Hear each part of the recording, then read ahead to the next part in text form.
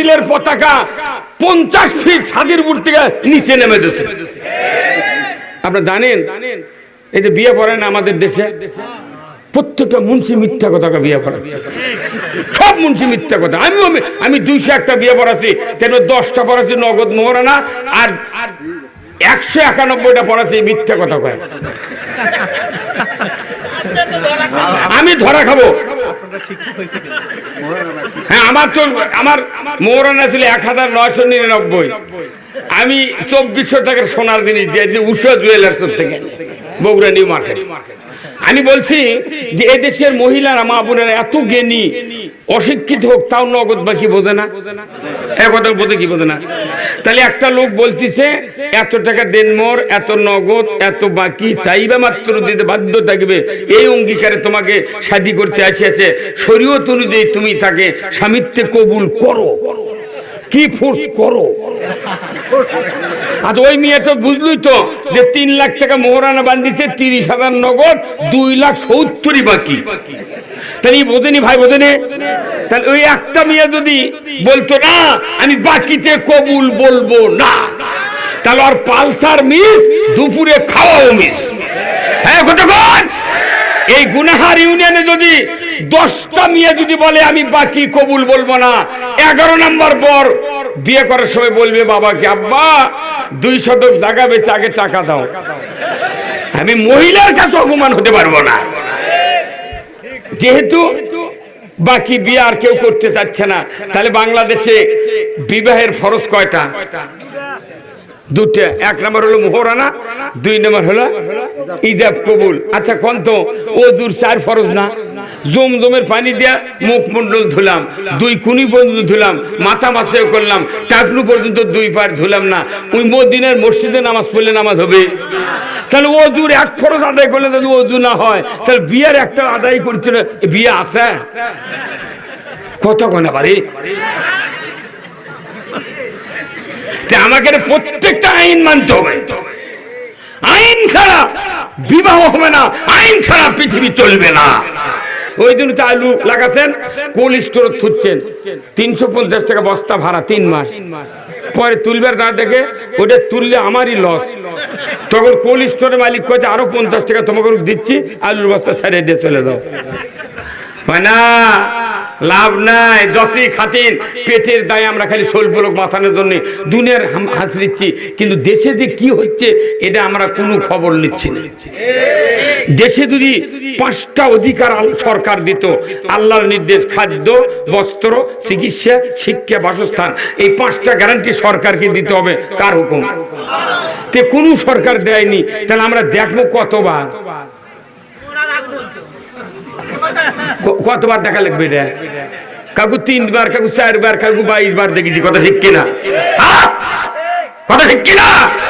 এই কোরআন এটা কার কিতাব? আল্লাহ। আসুন না আমি আপনাদেরকে কথাগুলি বলবো খুব শর্টে। আল্লাহ তাআলা কোরআনে 2টা আয়াত দিয়েছেন, এই 2 আয়াত যদি দুনিয়ার মানুষ বুঝতো, মৃত্যুর পর তারা জান্নাতে যেত। ধরে কোন আল্লাহু আকবার। আল্লাহ কোরআনে বলছেন কুল্লু হাবিতু মিনহা জামিআ ফাইম্মা ইয়াতিয়ান্নাকুম মিন্নি হুদান ফামান তাবিআ হুদায়া ফালা খাউফুন আলাইহিম ওয়ালা হুম ইয়াহজানুন। আমার আল্লাহ বলছেন, হে আদম বংশধর, পৃথিবীর জমিনে নেমে যাও, মিন্নি হুদান, আমার তরফ থেকে যে হেদায়েত বাণী যাবে, ফামান তাবিয়া, যদি এতাত করতে পারো, ফালা খাউফুন, তোমাদের জন্য কোনো ভয় নাই, ওয়ালা হুম ইয়াহজানুন, তোমাদের জন্য কোনো দুশ্চিন্তার কারণ নাই। জোরে কন্যা আল্লাহু আকবার। কোরআন মানলে ভয় নাই, চিন্তা নাই। কার কথা? চিৎকার দিয়ে বলেন কার কথা? এটা দুনিয়ার কোনো নেতার কথা নয়, দুনিয়ার কোনো মানুষের কথা নয়, এটা স্বয়ং আল্লাহর কথা, যিনি আমাদেরকে সৃষ্টি করেছেন। জোরে কোন আল্লাহু আকবার। ওই আল্লাহর কথা যারা বিশ্বাস করবে তারাই হলো আল্লাহর বান্দা।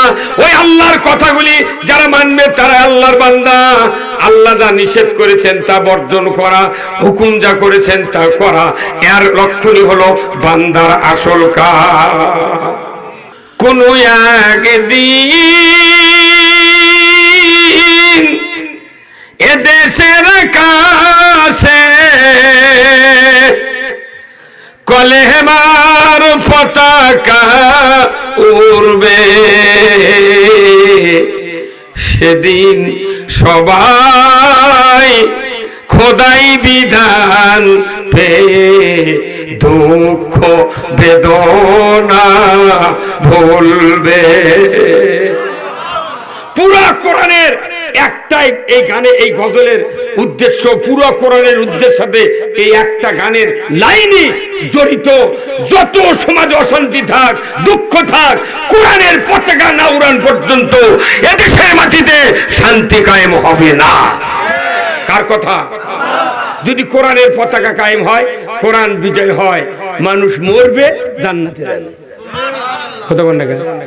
কিন্তু কোরআনের বিধান যদি কায়েম না হয়, আমাকে ইবাদত, নামাজ, রোজা, হজ, যাকাত সব গোল্লাই দেবে।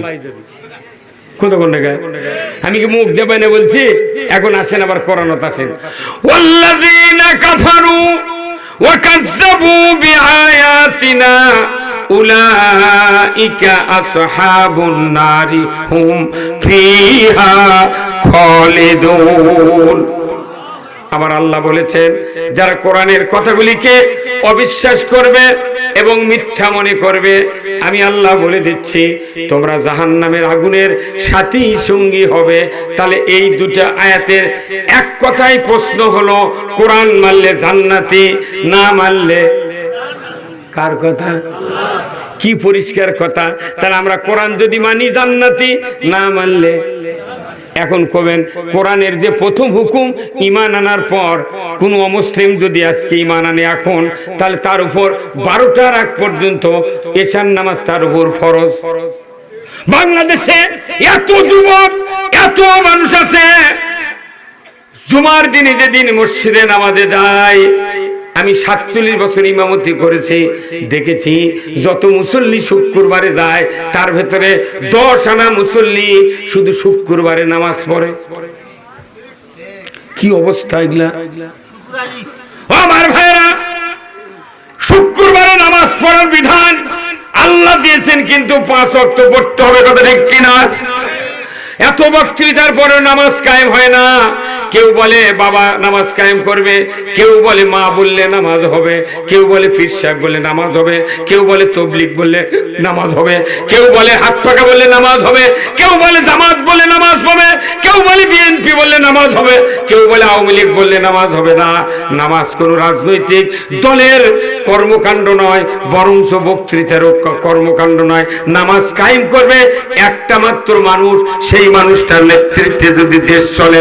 আমার আল্লাহ বলেছেন, আল্লাযীনা ইম্মাক্কান্নাহুম ফিল আরদ আকামুস সালাতা ওয়া আতাউয যাকাতা ওয়া আমারু বিল মারুফ ওয়া নাহাউ আনিল মুনকার ওয়া লিল্লাহি আকিবাতুল উমুর। পরিষ্কার কথা, সূরা আল হজের 41 নম্বর আয়াত। আমার আল্লাহ বলেছেন, ও পৃথিবীর মুসলমান, যদি তুমি কোন ভূখণ্ডের প্রধানমন্ত্রী হও, সরকার হও, প্রেসিডেন্ট হও, ক্ষমতায় দাও, তুমি 4টা দফা চালু করবে। কয় দফা? কয়টা? খুব একটা বেশি হলো। আল্লাহর দফা কয়টা? আর আমাকে মানুষের দফার শেষ নাই। কি মানুষের দফা এত অনন্ত, এত দফার পরে মানুষের শান্তি নাই। কিন্তু আমার আল্লাহ বলতেন 120 টাকা জরিমানা, 1 ওয়াক্তের জন্য 2.5 ঘন্টা হাজুর, বেতের সহ 6 ওয়াক্ত, 720 টাকা জরিমানা, 6 ওয়াক্তের জন্য 15 ঘন্টা হাজুর। ইমাম সাহেব মুয়াজ্জিন সাহেবকে দায়িত্ব দিলাম, আগামীকাল সকাল 8টার মধ্যে আপনার এলাকার মহল্লার বেনামাজির তালিকা দুপসেটা থানার ওসির কাছে দিয়ে দেবেন। 4:30টায় ফজরের আজান, 2:45টার সময় বেনামাজির বউটা স্বামীকে ডাকবি, নইমের বাবা ওঠো, তোমার কি 1400 করে দেওয়ার আশা আছে? জরিমানা ডেলি দিবার পারবে? যদি পারো তাহলে শুয়ে থাকো, না পারলে ওযু করে মুয়াজ্জিনকে ডাকলে জুম্মাত যাও। হ্যাঁ, কথা বল না কেন? এটা কার আইন? এটা আল্লাহর আইন। আল্লাহ বলছে সরকারকে নামাজ কায়েম করতে হবে। এখন আমরা নামাজ কায়েমের কথা যখন বলি, তখন কেউ কেউ কবে রাজনীতি। বাপরে বিপদ রে! আল্লাহ কথা নামাজ কায়েম করি সরকার, এই কথা বলি কি আমরা রাজনীতি করলাম? কোন আল্লাহ বলছেন নামাজ কায়েম করে, সরকার ছাড়া কেউ নামাজ কায়েম করতে পারবে না। সরকার যে আইন করে 1 মিনিটে আইনে যে উপকার হবে, কোটি কোটি বছর বক্তৃতা দিয়ে তার একানাও হবে না। আইনটা এত বড় দামি জিনিস। আমার ভাইয়েরা, এই বাংলাদেশে চুরি হয় কি হয় না? চুরি বন্ধের বক্তৃতা আমরা বারবার দিই, কিন্তু চুরি আরো বাড়ে, কথা ঠিক কিনা? মসজিদে চিঠি আসে, হুজুর এলাকার চুরি ছিনতাই হচ্ছে, একটু বক্তৃতা দিবেন চুরি বন্ধের জন্য।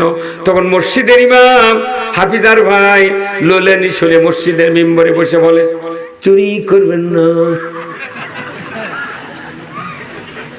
ওই চোরও মসজিদত বসে থাকে। তাহলে চোর মসজিদত কয় মনে মনে, সুযোগ পেলে হুজুরের বাড়িও ছাড়ব না। চুরি বন্ধ হবে না। আমার আল্লাহ কোরআনে সূরা মাইদার 44 নম্বর আয়াতের অংশে বলেছেন, ওয়াসারিকু ওয়াসারিকাতু ফাক্তাউ আইদিয়াহুমা। চোর আর চুন্নি যদি ধরা পড়ে 5টা গ্যারান্টির পর হাত কেটে দাও, খাদ্য, বস্ত্র, চিকিৎসা, শিক্ষা, বাসস্থান, এই 5টা ফ্রি করে দেওয়া হবে। বলুন তো, খাওয়ার গ্যারান্টি পেলে ওই কি চুরি করবে? চিকিৎসার গ্যারান্টি পেলে চুরি করবে? বস্ত্রের গ্যারান্টি পেলে কি চুরি করবে? বেটা লাঠি বুদ্ধি শিক্ষার গ্যারান্টি পাবে, ও চুরি করবে না। আর বাড়ি ঘর যদি কেউ করে দেয়, সরকার কোনোদিন চুরি করবে না। এই দায়িত্ব সরকার আল্লাহ দিয়েছে। হ্যাঁ, যত টাউন বন্দর আছে যা দেখেন 20 তলা 25 তলা বাসা, আর গোইগাঁওত কোনো বাড়ি নেই। টিন দিয়ে কেউ 1 তলা করেছে, কেউ টিন দিয়ে তালা বেড়াতে, সে বাড়ির সাইজও নেই। এখন বর্তমানে 2-4 জন একটা করে গ্রামে 3-4টা ছাদের বাড়ি করেছে। তাতে কিছু কিছু লোক করছে, বাবু পালু কোনটি টাকা রে, তোর বাবর থেকে ভেবে চলে যাচ্ছে। আমি একদিন ঢাকাত গেছিলাম, আজকে 30 বছর আগে। ঢাকাত গুলশানে যায় ওই বিল্ডিং, তখন হচ্ছে গ্রামীণ ব্যাংক আছেন না, গ্রামীণ ব্যাংকের ওই যে আপনার হচ্ছে কয় নাম্বারের মোহাম্মদপুর না মিরপুর, কোথায় যেন আছে, মিরপুর আছে না, 25 তলা। তো গুলশানের রাস্তার ধারত দাঁড়িয়ে আমি উপরে তাকাচ্ছি, টুপি পাশ দিয়ে পড়ে গেছে। একবার করে হুজুর টুপি পরে গেছে, 25 তলা দেখতে টুপি পরে গেছে। আর আমাকে দেশ ঘর ঢুকতে টুপি বাইতে যায় চৌকাটের সঙ্গে। এই যে আপনাকে ধাপের হাট নাই ভাই, সত্যি কথা কম একটা, এই ধাপের হাট কত কোটি টাকা, কত লক্ষ টাকা ডাক হয়, 2 কোটি টাকা। তাহলে এই হাটে যত টাকা ডাক হয় ওই খাজনা তোলে, কিন্তু গুয়াহাটির কাদও বন্ধ হচ্ছে কত ঘনে। তাহলে এতগুলো টাকা প্রতি বছর ডাক হচ্ছে, তাহলে এই টাকা দিয়ে যদি ফাইন করে মধ্যে ড্রেন করে গরু বান্ধার দাগা উঁচু করে দিয়ে একবারে কেলাম দিয়ে যদি গরু বান্ধার দাগা 5,000 10,000 গরু বান্ধার দাগা যদি ওটি করে দেয়, তাও জায়গার অভাব পড়বে? কিচ্ছু নেই, খালি প্রতি বছর খাজনা তুলিচ্ছে। আর একটা কাগজি বেচের কাছে তাক করে 20 টাকা দিই, কথা বলে রে, কথা কর। নিঙ্গার বেচের কাছে একটা মানুষ তাক করতে 10 টাকা দিই না, আর কথা কম না। খালি গিয়ে 1 হাট, হাজার হাজার হাটে কোটি কোটি টাকা বরাদ্দ হয় মানুষের থেকে খাজনা তুলিচ্ছে, লিয়ে লিয়ে ওই ইজারদার যাই একবার হচ্ছে, ওই একবারই লাখপতি। পরে যা করছে, এবার খুব একটা লাভ হলো না, বুঝছো, তুই হাত আইপুজকে ছেড়ে দে, কতক্ষণে গা। প্রত্যেকটা জায়গার কৃষক, দরিদ্র, গরিব, বেরি বেচে খায়, কামাররা দাও বানা খায়, তার গায়ে খাট বানাচ্ছে, চকি বেচিচ্ছে, কল্লে বেচিচ্ছে, মূলা বেচিচ্ছে, শাক বেচিচ্ছে, এর কিনে টাকা দিয়া ওরা বাঁচিচ্ছে।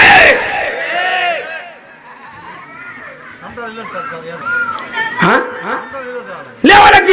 হাটত হাতলি খাজা দেওয়া কি সিস্টেম করেছে, গরু যাই বেচবি তাই 100 টাকা, যাই কিনবি তার 700 টাকা। এইগুলো দুর্নীতি তো আপনারা ধরেন না। আলুর পটেটো চিপসের মধ্যে 2 টাকার আলু সাইজ করে কাটে দিয়ে বাতাস দিয়ে ফুলেছে, দাও 10 টাকা। ফেয়ার অ্যান্ড লাভলি বাতাস দিয়ে 36 টাকাতে বেচিচ্ছে, মুখ খুলে ঠাঁচি মেলে ফ্রাস করে সাউন্ড হয়। পেপসোডিন দাঁতের মাজন 95 টাকা দাম, মধ্যে বাতাস ঢুকে দিতে জোরে ঠাঁচি মেলে ফ্রাস করে উঠে বেড়ে যায়। তুমি এগুলা দুর্নীতি দেখতে পারো না, খালি হুজুররা কি কবি কি কওয়া লাগবি সব তোমরা বিশ্লেষণ করো। কত অন্যায় হচ্ছে, মানুষের গ্যারান্টি নাই, জীবনের গ্যারান্টি নাই, কৃষকের কোনো উন্নতি নাই, কৃষক সারা বছর খেটে খেটে মরে যা, খালি কারুল আর ঘুমায়।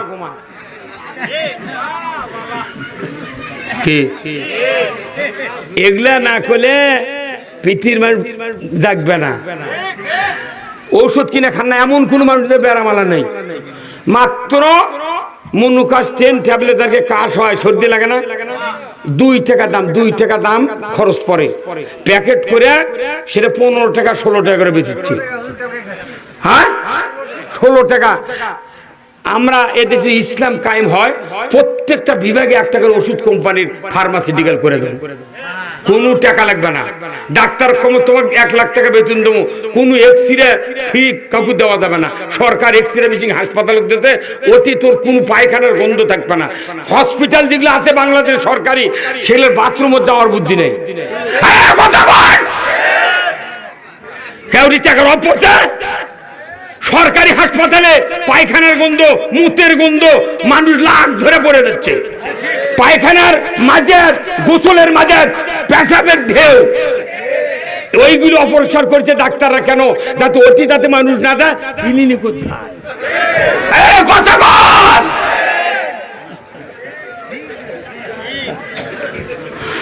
বাংলাদেশের একটা গরিব মানুষ গতবারে একজন ইফতারি দাওয়াত দিছে, তাই খাতে খুরমা খেজুর ইফতারত মানুষের দাওয়াতের দা। আজ পর্যন্ত একটা গরিব মানুষ 1 কেজি, হাফ কেজি, 1 প খুরমা কিনে খেতে পায় না। বাংলাদেশের 70 টাকা লাগে ইরানে 1 কেজি খুরমা কিনতে, 70 টাকা। সেই খুরমা যখন ঢাকা চট্টগ্রাম বিমান স্থলবন্দরে ঢোকে, 1 কেজির উপর 250 টাকা ভ্যাট বসায় সরকার। 10 কেজি আপেলের প্যাকেটের উপর 950 টাকা ভ্যাট। ডালিম কিনলে মানুষ খালি ডালিমের ঢক দেখে যা, অথচ টাউনের মানুষ কিনে খাচ্ছে। গরিবের মানুষ আব্বা কোথায়, আব্বা না ডালিম খামো কোথায়, ওই টাকা আছে, খালি দেখে দেখেছ তাই না? আমরা এ দেশে একটু পরিবর্তন করবে চাচ্ছি। কি খালি সিন্ডিকেট আর দুর্নীতি বন্ধ হলে বাংলাদেশের রাস্তার আপেলের বাক্স ভরে দেখবি। এলে কি হচ্ছে জানেন আপনি? বলে আমরা জানি।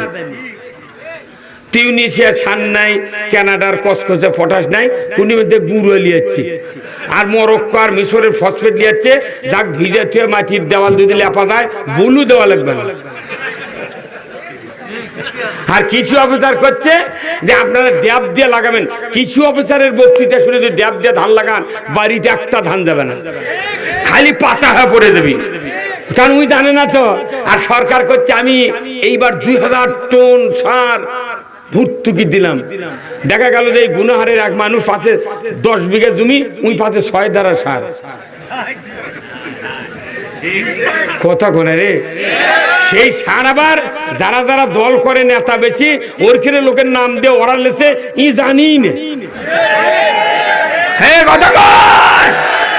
এদেশে আমি হিসাব করেছি, বাংলাদেশে যতগুলি খাস গাড়ি আছে, যদি সঠিক যোগ্য সৎ লোক দেয়, প্রত্যন্ত হতো, লিজ দেওয়া হতো সরাসরি মৎস্যচাষীর কাছে, এই খাসের টাকা যদি কৃষিকাজে ভর্তুকি দেওয়া দেয়, বাংলাদেশে সারের বস্তা 150 টাকা বস্তা পাওয়া যাবে।